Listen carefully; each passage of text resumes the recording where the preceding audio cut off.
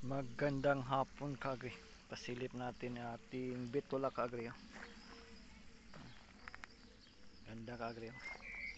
Tapos lagyan natin ng okra sa gitna. Ito, may okra kaagri. Lagyan natin maliit pa. Kagandahan dito kaagri sa drip irrigation kaagri, hindi na kailangan magdilig. I-open mo lang yung kaagri.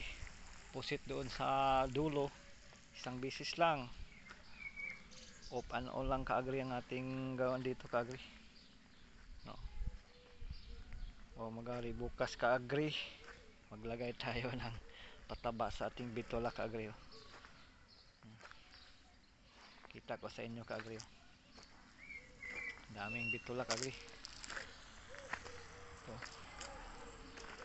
Di na tayo didilig kaagri kay drip irrigation ang gamit natin.